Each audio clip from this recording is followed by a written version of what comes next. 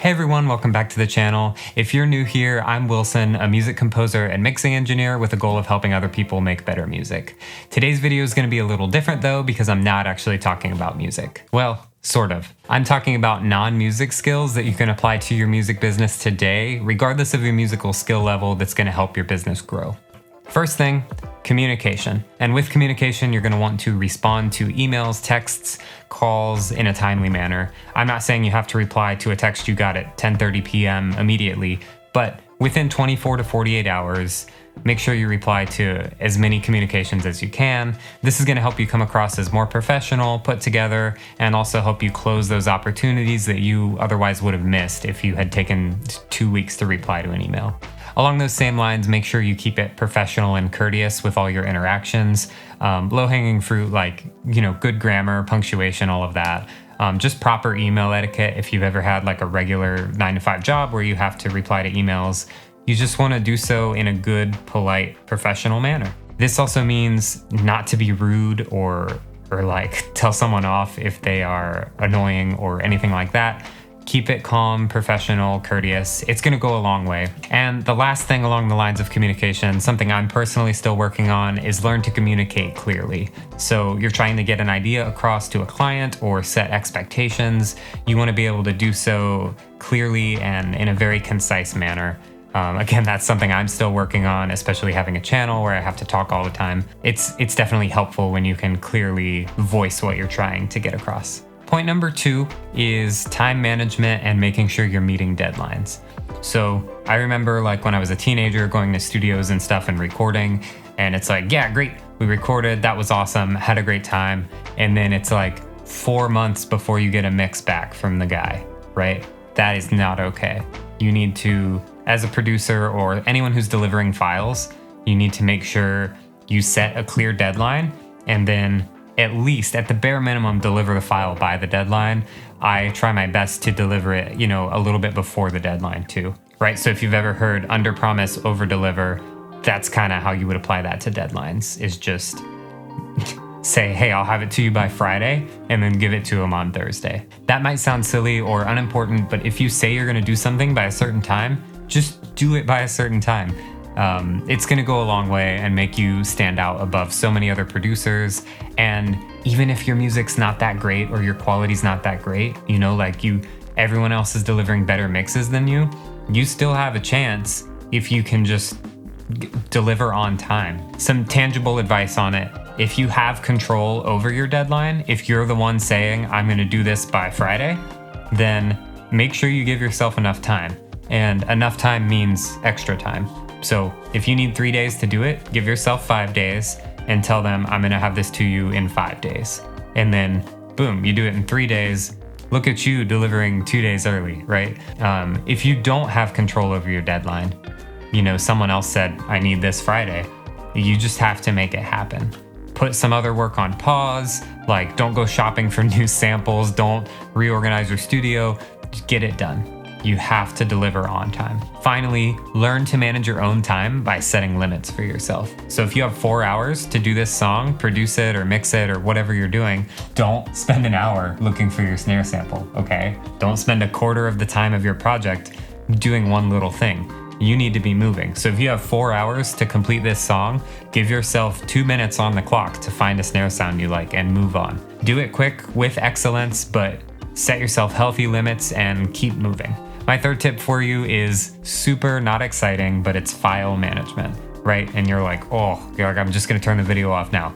It's important and it's simple once you get it down, but stay organized.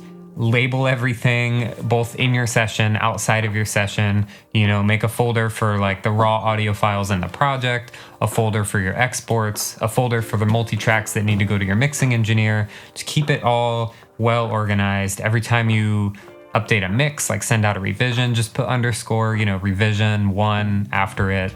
All this kind of stuff is going to save you time and help you move quicker, and you're not going to lose stuff. Speaking of not losing stuff, make sure you have a backup somewhere.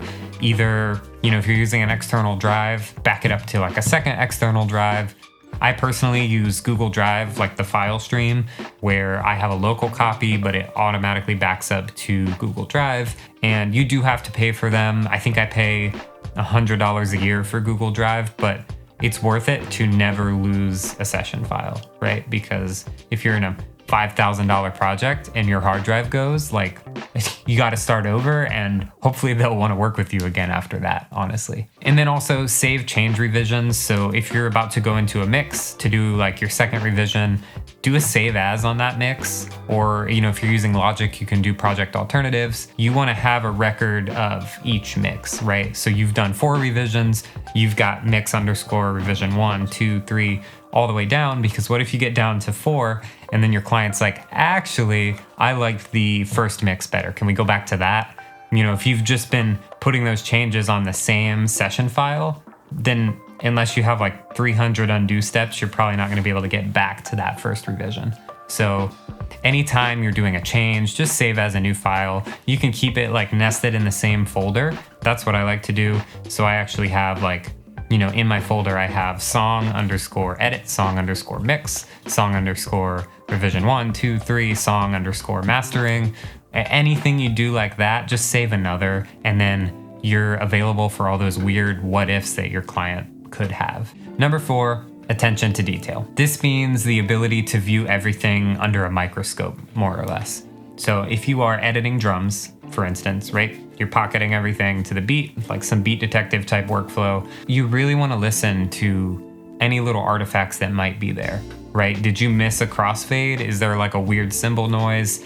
Let's say you're tuning vocals. Is there a weird sibilance or artifact? Did you tune the S and then the S is like going like some weird thing? Making sure you catch these details can set you apart from so many other people, because you got that quality control going on. Make sure to catch these issues before you deliver files, right? You can have a weird artifact in your vocal all day long. It's not gonna do you any harm until you go to a band and you're like, here's your mix, and they're like, whoa, the vocal's like doing this thing. If you haven't tuned vocals, sorry. Say there's a wrong note in like a piano MIDI, right? That's gonna stick out. Even if it's buried in the mix, you might not be able to perceive it, but it's gonna add up to this kind of bad imperfection. It's super meticulous, and I'm a little neurotic in this way, but making sure every single note, chord, beat, whatever hit is exactly how it should be, right? Nothing's out of place. It's 100% how I intended it. Just that intentionality behind everything is gonna go a long way. Number 5, research and ingenuity. This one's a little more out there. It's definitely not as cut and dry as like back up your files, deliver your project on time, but always be aware of new things that are coming out, or new processes, and always be learning new things.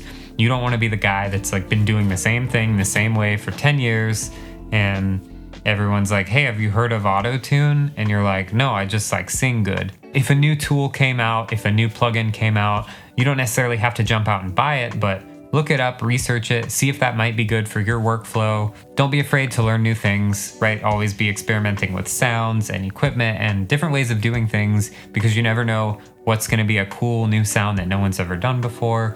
And if you're not doing these things, I promise you someone else is. And they're gonna get those clients, that work, whatever it is. You don't wanna be stagnant with your music.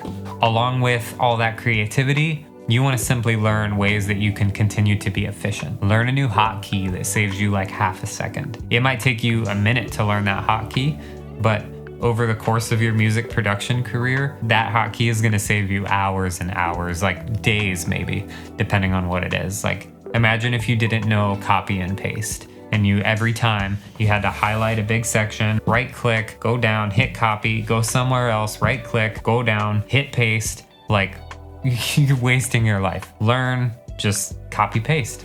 Boom, Control V, Control C. You're done. You're back to doing fun, important things.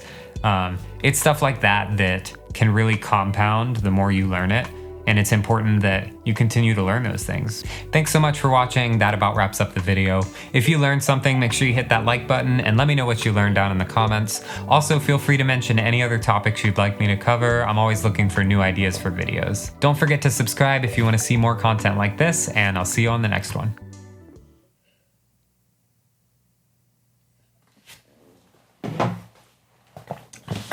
You can apply to your business. No. No. Also, feel free to let me. No, not again. Be sure to like and subscribe.